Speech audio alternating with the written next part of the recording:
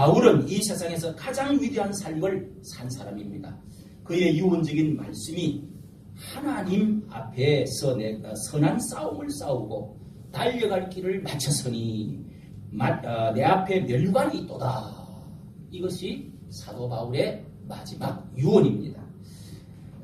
우리는 오늘 신년초에 앞으로 어떻게 살아야 할까를 생각하면서 우리가 달려가야 될 인생의 목표가 무엇인가를 배우고 후회 없는 인생이 되실 수 있기를 주님의 이름으로 기도합니다. 아멘. 첫째는 끝이 있는 인생이라고 말씀했습니다. 6절 말씀 보십시오. 전제와 같이 내가 벌써 부어지고 나의 떠날 시각이 가까웠도다. 지금 사도 바울은 가을에 로마의 감옥에 갇혔습니다. 그리고 겨울이 지나고 봄이 되면 닭의 목을 치듯이 도끼로 바울의 이 목을 쳐서 마침내 죽을 것이라는 것을 알고 있는 것입니다. 이것을 사도 바울은 인생의 끝을 내가 떠날 기약이 되었다 이렇게 말하는 것입니다. 여기 떠난다 하는 말은 굉장히 깊은 원뜻이 있습니다. 소에게 멍에를 하루 종일 메워가지고 그렇게 이제 묵은 침을 부려먹다가 저녁이 되면은 멍에를 풀어줄 때 떠난다, 아브라죠, 떠난다 이런 뜻입니다. 자유를 준다. 살던 장막의 천막의 끈을 다 풀어가지고 새로운 장막으로 옮길 때도 떠난다 할 때 이것을 썼습니다. 그리고 배를 전박에 해놔놓고 해변에 전박을 해놨다가 배를 풀어서 새로운 나라로 출항할 때 그 끈을 푼다, 떠난다 할 때 이것을 새로운 나라로 내가 이제 밧줄을 끌고 영원한 나라로 배를 타고 나는 떠난다. 천국으로 이제는 나는 간다. 하는 의미로 이 말이 쓰여졌다는 말입니다. 바울은 자신의 죽음을 전제와 같이 또 벌써 부음이 되었다. 부었다는 것입니다. 전제라고 하는 것은 술을 말합니다. 로마에서는 제물 위에 마지막 제물을 잡을 때 잡기 전에 이 술을 부어가지고 신에게 바쳐서 그래서 이제 목을 치든지 해가지고 제물을 잡아드립니다. 유대인들은 양을 죽여서 그 붉은 피를 제단에 쏟아서 부으면서 그러면서 이제 드리는 제물을 드리는 그런 제사 드릴 때 하는 말이 바로 전제와 같이 제사를 드리는 바로 전에 붓는 술과 피와 같이 내가 부음이 되었다. 붓게 되었다는 것입니다. 자기의 피를 이제 하나님의 보좌 앞에 가서 자기 피를 갖다 드릴 때가 되었다. 사도 바울은 자신의 인생을 살아가면서 내 인생을 달려가고 내 인생을 지금까지 여기까지 올 때까지는 하나님의 제물처럼 나는 살았다는 것입니다. 마지막 피를 갖다 드릴 때가 되었다는 순교의 말을 지금 예상하고 하는 말입니다. 실제로 사도 바울은 그렇게 목이 잘려서 죽은 사람입니다. 사도 바울은 다메섹에서 예수님을 만난 후에 그에게 있는 모든 것, 그의 시간과 물질과 재능과 그의 장래 이 모든 것을 하나님께로 산제사로 드렸습니다. 이제는 그의 마지막 생명을 피 한 방울까지 드리고자 하는 것입니다. 여러분 무엇 때문에 사도 바울은 이렇게까지 인생을 이렇게 이야기를 하는 겁니까? 끝이 있는 인생을 어떻게 살아야 된다는 것을 목숨 하나밖에 없는 인생을 그렇게 하나님께로 드리고자 하는 마음을 가지고 이렇게 말씀을 하고 있는 것입니다. 또 두 번째로 군사처럼 싸운 인생이라고 말을 하고 있습니다. 7절 말씀에 나는 선한 싸움을 싸우고 나의 달려갈 길을 마치고 믿음을 지켰으니 이 세 가지 말씀입니다. 이렇게 나는 선한 싸움을 싸웠다 하는 말은 자신을 이 싸우는 군사에 비유하는 말입니다. 군인은 나라를 위해서 대의를 가지고 나가 싸웁니다. 전투 속에 맺어진 전우야 산봉 위에 해 뜨고 해가 질 적에 부모 형제 나를 믿고 단잠을 우리 모든 군대 갔다 온 사람들이 이 노래를 지긋지긋하게 아침과 저녁으로 늘 불렀습니다. 이 말 속에 참 사명감이 막 솟구쳐 올라요. 그래 해가지고 이 군사가 군인 내가 없으면 이 전방에서 지키지 않으면 누가 어떻게 부모 형제가 단잠을 이루고 이런 사명감으로 이제 전쟁을 하는 겁니다. 인생의 목숨은 초로와 같고 조국의 앞날은 양양하도다. 독립운동가들이 그러면서 이 몸이 죽어서 나라가 산다면 이슬같이 기꺼이 죽으리라. 광화문에 가면은 독립자기들이 이제 독립투사 그냥 이 노래를 그냥 이 노래가 아주 주제가입니다. 주제가.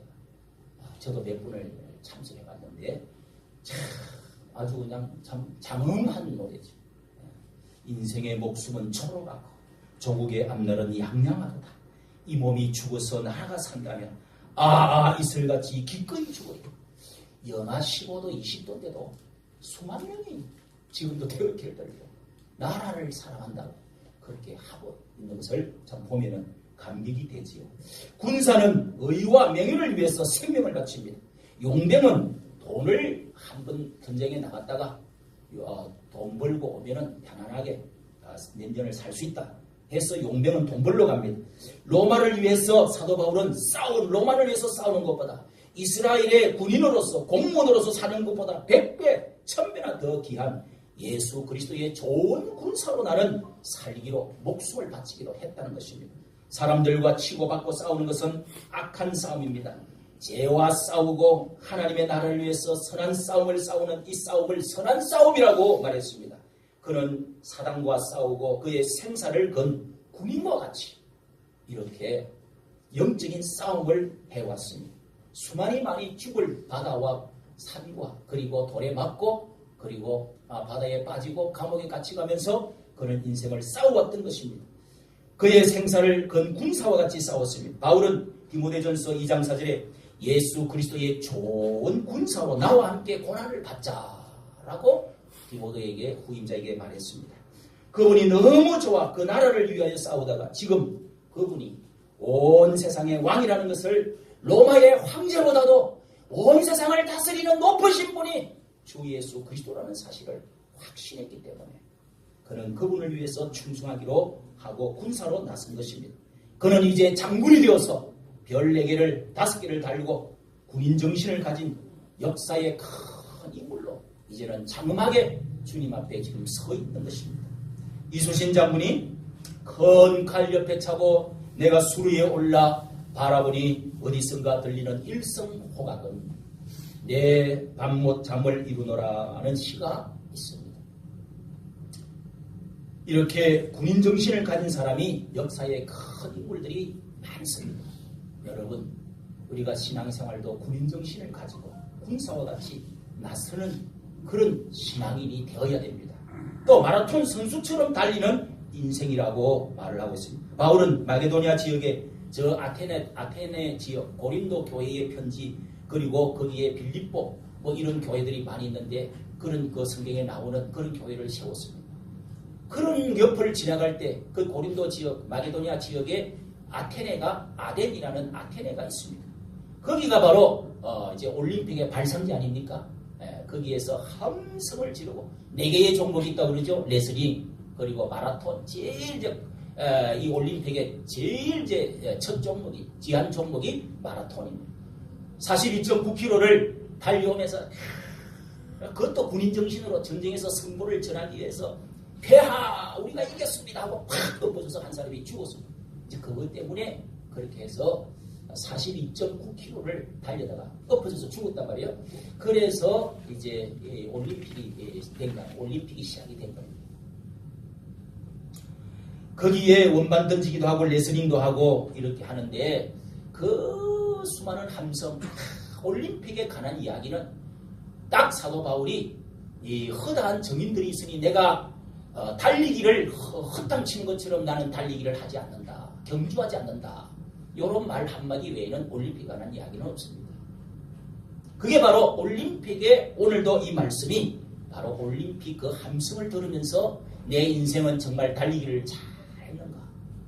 마라톤 선수처럼 달리기 인생을 잘하고 꼬리 지점에 내가 왔는가? 이런 생각을 하고 말씀을 하는 것입니다. 그 한호성을 비교해 보는 것입니다. 국가의 대표 축구 선수들이 나라의 명예를 위해서 공을 찹니다. 그리고 나서 나라에 이기고 돌아오면 아주 함성을 지르고 수만 명이 그냥 스타디움에서 함성을 지르지 않습니까? 나는 무엇을 위해서 달려왔는가? 목표는 분명했는가? 방향은 내가 바로 방향을 보고 바로 갔는가? 중간에 옆에 서지는 안 했는가? 운동 경기를 할 때 규칙을 내가 잘 지켰는가? 내 앞에 상은 있을 것인가? 또 경기장의 관객들은 나를 어떻게 생각할까? 나는 훈련 연습을 많이 했는가? 정말 무엇을 위해서 나는 뛰었는가? 이런 것을 여러분 생각해보지 않겠습니까? 그 관객을 보면서, 그 한호성을 들으면서, 그 메달을 보면서 구름과 같은 허다한 정인들이 있다라고 히브리서 12장의 1절에 말씀하고 있습니다. 우리의 믿음의 조상들이 하늘 벤치에서 내려다보고 있습니다. 나도 그렇게 뛰었어. 조금만 더 힘내. 나도 목이 사자의 밥이 되면서 목을 치면서 피 흘리면서 지금까지 달려왔다. 잘해 상 있다. 달려라.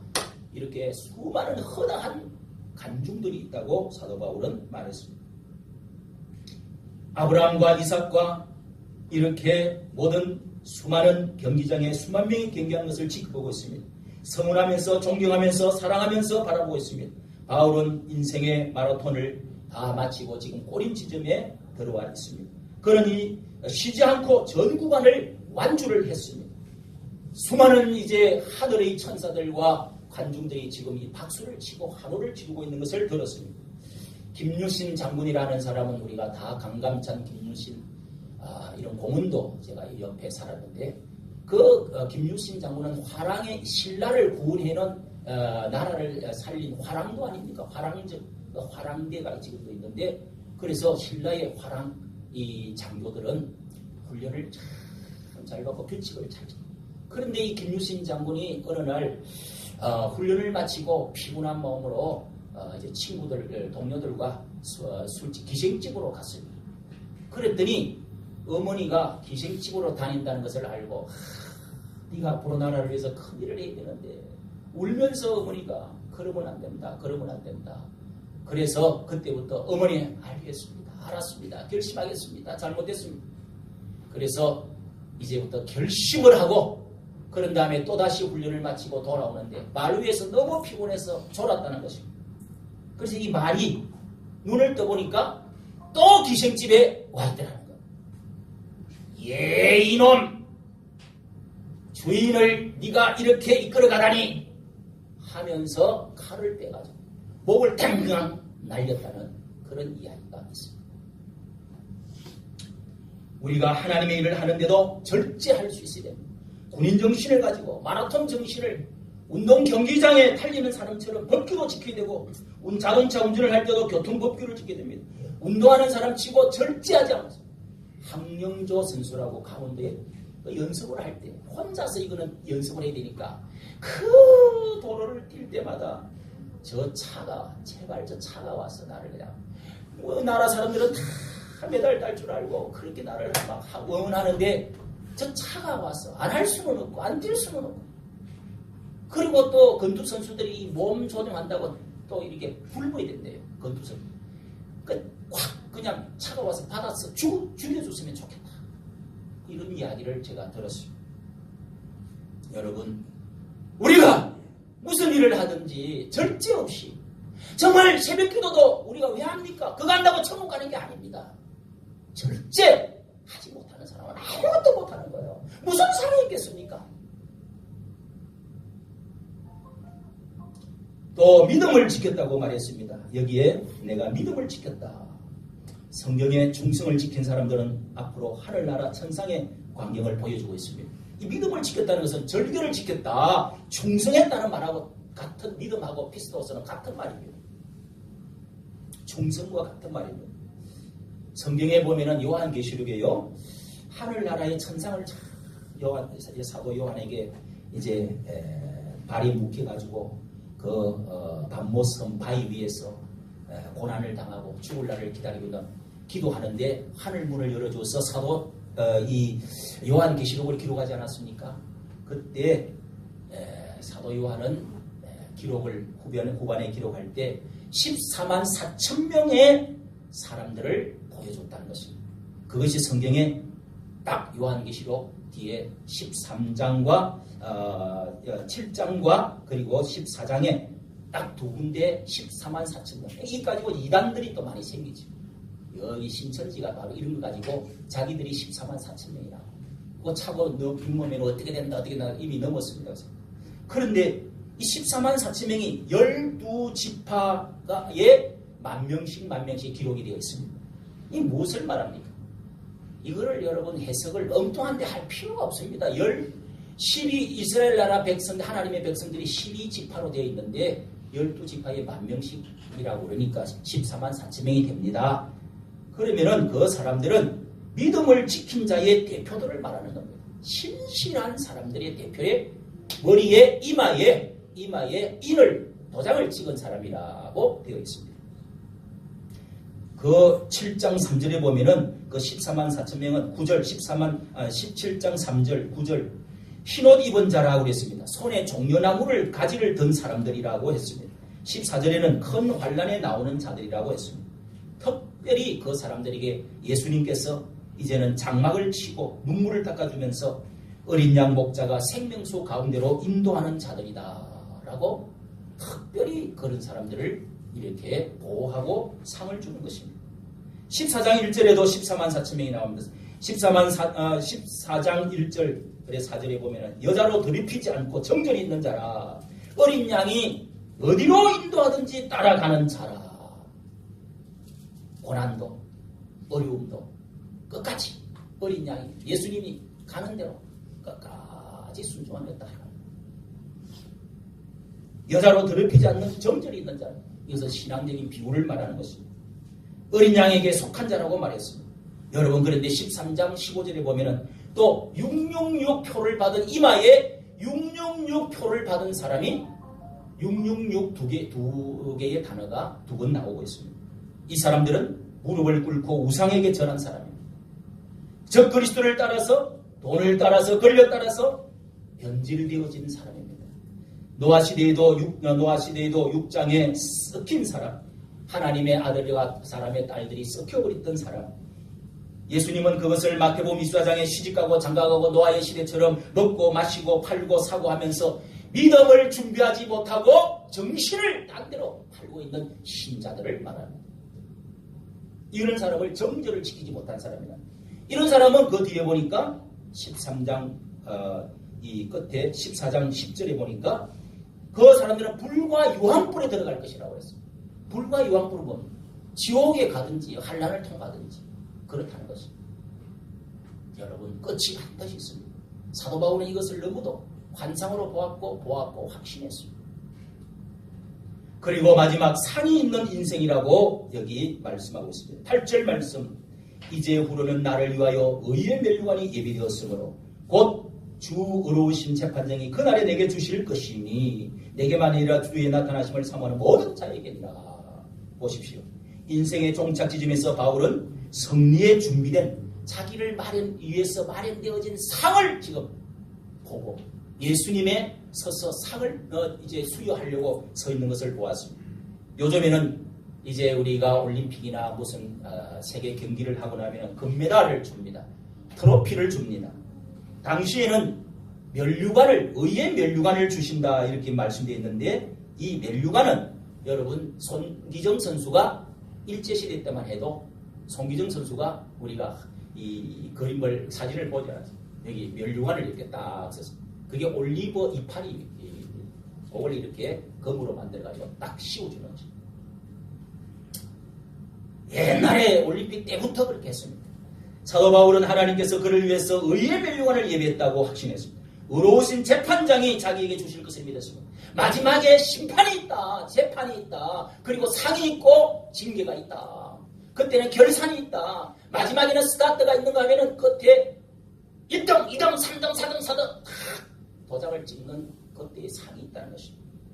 바울은 힘들 때 메인 스타디움에서 한화하는 믿음의 선배들 앞에서 예수님께서 주실 의의 면류관, 또 영광의 면류관, 성리의 면류관을 바라보았습니다. 또 다른 데 보니까 사도 바울은 시들지 않는 멸관이라고 말했습니다. 고린도전서 9장 24절에 보니까 썩지 않는 멸관이라고 말하고 있습니다. 허공을 치고 헛된 것들이 아니라고 말했습니다. 바람을 잡는 것 같은 헛된 썩고 변하고 없어지고 그렇게 없어지는 것이 아니라는 것입니다. 그 상은 보통 세상에서 먹다가 그저 메달 받았다가 녹슬고 없어지고 변질되고 썩어버리는 그런 것이 아니라는 것입니다. 예수님도 내 보물을 땅에 쌓아두지 말고 하늘에 썩지 않고 녹슬지 않고 도적이 없고 좀먹지 않는 하늘에 쌓아두라. 보물이 있는 곳에 네 마음도 있느니라. 네 마음 있는 것도 보물이 있다. 여러분, 우리가 드리는 헌금, 하나님 앞에 드렸던 이 모든 것, 시간, 재능 이런 것들이 다 여러분 없어지는 것인 줄 압니까? 이 세상에서 빌딩을 아무리 세우고 대학을 아무리 하고 고아원을 한다 할지라도 여러분 그 적선하면은 뭐 어디 천상에 가서 좋은 세상에 간다고 그렇게 말을 하지만 여러분 그것이 하나님과 관련이 있는 것이 아니면은 다 불타고 변하고 썩고 없어진다는 것이 성경 말씀입니다. 내가 비석을 세워놓는다고 하늘에 가서 찾습니까? 빌딩을 세워놓으면 하늘에 가면 빌딩이 있습니까? 저는 스탠퍼드 대학에 이렇게 우리 사이하고 같이 이렇게 갔습니다. 옆에 한 40km 바로 옆에 있더라고요. 그래서 이 스탠퍼드 대학에 스탠퍼드시의 그 동상이 그 대학교가 유명한 세계적인 대학인데 동상 옆 작은 동상이 있더라고요. 거기서 사진을 찍었습니다. 그때 저는 그런 생각을 한 게 잊혀지지 않습니다. 그 학교는 스탠퍼드는 현재 9명의 노벨상을 받았고 11명의 미국 과학상 수상자들이 몸담고 있습니다. 실리콘밸리에 구글, 야후, 후렛, 패커드, 선 마이크로 시스템즈, 시스코 시스템즈, 또 스포츠 의류회사 나이키 창업자 모두 이 학교 출신입니다. 1876년에 릴랜드 스탠퍼드라는 사람이 이 샌프란시스코 지역에 8,000에이커의 토지를 매입했다는 것입니다. 그리고 나서 말 목장을 팔로 알토라는 말 목장을 막 꽂아가지고 그 목장을 시작을 했는데 그 캘리포니아에서는 가장 큰 목장으로 변했습니다. 땅이 워낙 넓으니까요. 그래서 그때 16살 된 아들이 그 당시에 목장이 커졌는데 아들이 그냥 딱 그 16살에 그냥 장기부수로 죽어버렸습니다. 그래서 어느 대학교에 찾아가서 여보, 우리 아들을 살리는 길은 이제 우리가 이 청년들을 살리려면은 우리 아들을 살리는 거야. 우리 재산을 다 들여서 대학교를 세웁시다. 그래서 어느 어디 예일 대학인가 찾아러 갔대요. 가서 총장님을 만나러 갔더니 이 수의실에서 당신 뭐요? 저리 안 가? 그래서 퇴짜를 너무 허름한 옷을 입고 가가지고 가니까 그냥 이렇게 나가라고 그래서 그래서 들어가 보지도 못하고 이 불친절한 학교는 안 되겠구나 하고 나와서 여보, 우리가 이것을 학교를 여기다가 하나 세웁시다. 이렇게 합의를 봤다는 것입니다. 그래서 이 학생들을 다 우리 자녀로 삼읍시다 해서 6년을 그 땅을 고르고 해가지고 건물을 짓고 해가지고 그 학교가 바로 스탠퍼드 목장 위에 세워진 스탠퍼드 시의 목장에 세워졌다고 해서 스탠퍼드. 여러분, 이 모든 영광도 많은 학생들 속에 미국인들의 마음속에 있겠지만은 언젠가 이 세상에서는 참 훌륭한 일을 한 거죠. 내먹고 자손에게 물려주기보다 참 훌륭한 거죠. 그러나 저는 그런 생각을 했어요. 그것이 이 세상 끝날에 죽어서 천국 가서 거기서 하나님 앞에서 그게 결산을 해주실까? 자기 이름을 위해서 학교를 세우고 고아원을 세우고 무슨 빌딩을 세운다고 해서 하나님이 알아주시는 것은 아닙니다. 여러분, 정말 영원한 세상이 있고 우리 영혼이 있고 하늘나라 하나님이 상급이 있고 심판이 있고 재판장이 있으시다면 우리는 성경을 자세히 보면 마지막 때 주님이 주시는 상은 어떤 자들에게 주는가 자세하게 여러분 한번 살펴보십시오. 작은 일에 충성한 자들입니다. 따라합시다. 작은 일에 충성한 자. 작은 일에 충성한 자. 참 저는 이 말이 위로가 됩니다. 큰 것 맡겨가지고 큰 일에만 하나님이 알아줍니까? 예수님이 알아줍니까? 큰 일에 한 것만 알아주느냐고. 작은 일에 충성한 자를 칭찬을 2번이나 하고 있습니다. 예수님께서 마태복음 25장 달란트입니다. 착하고 충성된 종아, 네가 작은 일에 충성했으니 네가 큰 것을 받으라. 잘하였도다. 주인의 즐거움에 들어가라. 이렇게 말씀했습니다. 많이 받았다고 해서 많은 큰 것 받았다고 해가지고 많이 받는 것도 아닙니다. 주님은 정말 우리 인생에 작은 것이든지 큰 것이든지 주인 대로, 나에게 주어진 대로 많은 것을 받았는데 충성하지 않은 사람은 더 큰 것을 받게 되어 있습니다. 그 작은 것들이 어떤 것들이냐, 또 뒤에 가서 자세히 보니까 그 25장 뒷부분에 양과 염소의 말씀을 하시면서 소자들을 돌아보는 것이다 그랬습니다. 소자들이 뭡니까? 설명이 되어 있습니다. 배고픈 자를 네가 보았을 때에 그 먹을 것을 주었고, 네가 목마른 사람을 마시게 해주었고, 벗은 자를 옷을 입혀주었고, 감옥에 갇힌 자들을 돌아봐 주었고, 이것이 곧 작은 자들에게 한 것이 곧 나에게 한 것이니라고 했습니다.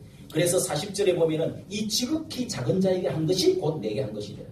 여러분, 성경에 이 지극히 작은 소자라고 하는 소자는 장애인들, 어린 아이들, 가부들, 고아들, 객들, 이런 것이 구약의 신약에 다 그런 사람들을 작은 자, 소자라고 말합니다. 여러분, 진실한 신앙이 어떤 것들입니까? 어떻게 해야 하늘나라에 상급이 있겠습니까? 어떻게 해야 우리 인생을 1년을 지나가고 2년 지나면서 결산하면서 잘했다고 말씀드릴 수 있겠습니까? 나는 이 말씀을 보면서 여기서 후원하는 분들이 생각이 항상 납니다. 5만 원, 어떤 사람은 10만 원 해가지고 얼마를 여기 보내옵니다. 기도를 하고. 그런 분들 아니면 나는 벌써 이거 안 했을 거예요. 정말 안 했을 겁니다. 그런데 그분들을 가서 만나보면 정말 하나님하고 머리에서 뭔가 구름이 나고 줄이 연결되어 있는 것 같은 느낌을 저는 많이 받았어요. 사실입니다. 어떤 분은 크리스마스 때 쌀을 20팩을 쫙 갖다 놨고, 그 정원교회라고 하는 그 김 목사님은, 예? 우리 한 해의 제 후배인데, 크리스마스 때마다 쌀을 다 한 포씩 다 받지.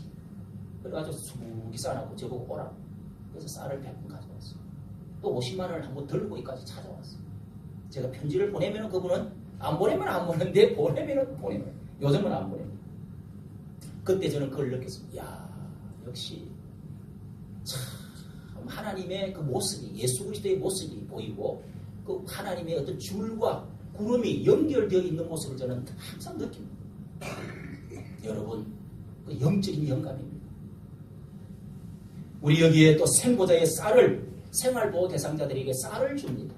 옛날에는 20kg짜리를 주고 절반 가격으로 먹고, 배고프지 말고 먹고 살아라 하면서 꼭 생활보호 대상자들, 우리가 뭐 15명 이상 이렇게 만들어주는데, 우리 여기 지금 계시는 분도 그 쌀을 감사하게도, 그래도 우리 여기 또 우리 쌀도 우리가 해갖고 먹어야 되니까 좀 그거 신청을 해라. 에? 돈을 우리가 주든지 본인이 주든지 좀 해서. 그래서 그 쌀을 가지고 지금 우리가 이렇게 밥을 해먹고 있습니다. 나는 우리 집사님, 이 집사님의 상이 참 크다고 생각합니다. 제가 야단도 많이 하고, 어떤 때는 눈물도 흘릴 때도 있고 그러지만, 여러분, 이렇게 매일마다 밥을 해다 놓고, 정말 이 집사님 어제 너무 감사해서 내가 선물을 못 사줬구나. 어제 감자탕이라도 사다 줘야 되겠다 해갖고 같이 먹었습니다. 매 365일 여러분, 밥을 또 얼마나 이 집사님이 또 잘하는지 몰라요. 우리 집사람보다도 어제도 먹으면서, 여보, 이 집사님 좀 가서 배워라. 밥을 어찌 그리 잘해요. 이야, 한 번도 묻지도 않고요. 보들보들하게 너무 딱딱하지도 않고. 그렇게 여러분 360일 밤에 만든 게 쉬운 일입니까? 생각 안 해보십시오. 예? 그렇게 또 그 다리를 절면서 무거운 거를 한 20kg 되는, 30kg 되는 거를 여러분 치고 또 반찬을 갖고 옵니다. 이틀에 한 번 차를 타고 가가지고. 그래서 집안이 뭐 말이 없어요. 여러분 상급이 크지 않겠어요? 우리 어려운 사람들을 위해서. 할렐루야. 네. 아, 사람들 너무 크리스마스가 돌아오고 명절이 돌아와도 어째 우리 이 집사님한테 선물 하나 안 해줘. 아이, 목사님, 그래도 누구누구는 나한테 먹을 게 있으면 꼭 갖다 주고요. 그렇게 합니다. 여러분, 참 어떤 것이 하나님이 상급이겠습니까? 작은 헌금, 큰 돈이 아닙니다. 우리가 거기서 정성과 진실이 있으면 하나님이 일하시고 받으신다는 것입니다. 하나님이 돈이 없어서가 아닙니다. 여러분, 작은 재능, 작은 시간, 작은 건강, 예수님의 어린 아이들이 이 작은 도시락 하나 5병이요 그걸 가지고 예수님의 손에 옮겨졌을 때에 2만 명이 먹고도 남는 기적을 베풀어 주지 않았습니다. 30배, 60배, 100배의 결실이 언제 옵니까? 심는 대로 거둔다고 그랬습니다. 작은 거 정성껏 여러분 심으십시오. 나는 11조와 돈이 월급이 작아서 못해요. 절대로 그런 소리 하지 마십시오. 작은 거 못하는 사람이 여러분 갑자기 금덩어리 주면 10분의 1을 잘라가 드릴 것 같아요. 큰 집을 주면 집을 몇 평을 바칠 것 같아요. 천만의 말씀입니다. 작은 일에 충성하십시오. 조그만 일에 충성하십시오. 우리 교회에 이렇게 1년에 한 달에 3,000원, 5,000원 이렇게 선교, 북한 선교, 우리가 저 어렵게 사는 사람들 북한 선교를 위해서 5만 원, 또 여기 우리보다 더 어렵게 사는 사람들이 분명히 있다. 이래서 저는 처음 이거 시작 11년, 2년 전에 시작하면서 갔습니다. 떡을 해갖고 돈 10만 원 덜. 돈 10만 원 이거 갖고 왔냐고 짜증을 부린 적도 있었습니다. 그래도 갔어요. 지금도 가고 지난 우리 이번에 크리스마스 때도 가지 않았습니다. 그리고 그 권사님은 너무 양농에 그 할머니도 좋아서 우리가 가는 게 기쁘다고 고맙다고. 우리가 간 것보다 더 통닭도 뭐 이렇게 케이크도 해놔놓고 우리가 실컷 대접을 받고 왔어요. 이번에는 20만 원 주자 그래서 20만 원. 여러분들이 헌금 3,000원 한 7명 8명 합니까? 여러분 그런 거를 심지를 못하고 연습하지를 못하면 축복을 기대하지 마십시오. 씨를 안 심는데 무슨 뭐를 주겠습니까? 성경은 명확합니다. 저는 허준의 동의보감 이야기를 참 방송을 듣고 너무 좋아서 책을 또 사서 또 읽어봤습니다. 거기에 허준의 동의보감에 안에 보니까 감동적인 이야기가 두 개 있습니다. 그 허준의 선생님 유이태라는 선생님은 자기 아들도 의사를 만들고 이 허준도 의사를 만들려고 하는데 아들하고 이 허준하고 나이가 비슷해서 약초를 캐러 가라고 그랬습니다. 그 약초를 캐러 이제 훈련을 이 유이태 선생님이 이제 유명한 이제 선생님이 제자들에게 약초를 캐러. 그래 이제 이거 밑에서 오랫동안 일했던 사람들이 이제 아들하고 갔다 왔는데 망태기에다가 갖고 와서 이제 풀어 가지고 이게 무슨 약초인가, 이게 무슨 약초인가, 어떻게 캤는가 조사를 합니다. 뿌리가 어떻게 생겼는가. 하하하하. 허준이 이 약초라고 이거를 캐가 왔어. 이 풀뿌리를 캐가 왔다고 놀립니다. 그런데 유이태 선생님이 이런 이야기를 합니다.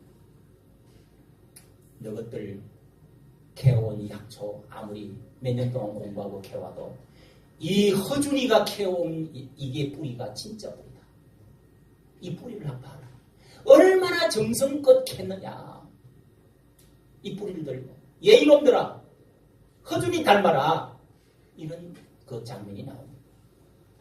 또 하나는 한양으로 이제 막 과거 시험을 보라. 그 아들 유이태 씨 아들하고 그리고 결국은 유이태가 저 밀양에서 그 얼음골에서 죽으면서 자기 아들한테 안 맡기고 자기 시체를 해부를 하라고 그러면서 허준한테 맡기잖아요. 허준한테 칼을 갖다 놓고 다 준비해놔놓고 유서를 썼어. 허준이가 네가 이 인류를 이 나라 백성들을 살리라고 그러면서 자기 몸을 다 뜯어가고 해부하라고. 예? 이 허준이가 가다가 한양으로 가거심을 가다가 가거심을 못 봤어요. 왜? 그 아들은 갔다가 이 합격하고 왔어요. 야 이놈아 너는 틀렸어. 허준이처럼 해라. 허준이는 가다가 열병에 걸려있고 백성들이 가만히 뜨기에 막 이렇게 열꽃이 피어갖고 막 죽어. 그거 고치느라고 늦게 가갖고 합격을 못했어. 여러분 우리가 하나님 앞에 진실되게 충성되게 신앙생활을 하면 왜 하나님의 축복해 주지 않겠습니까? 허준처럼. 그래서 동의공감을 쓴 겁니다. 세계의 유명한 책을 쓰면 오늘 결론적으로 사랑하는 영성도 여러분 우리의 결승점이 곧 돌아옵니다. 천상병신처럼 인생을 소풍왔다가 노을 지면 오라고 하면 나 하늘로 가리라. 그런 인생이 아닙니다.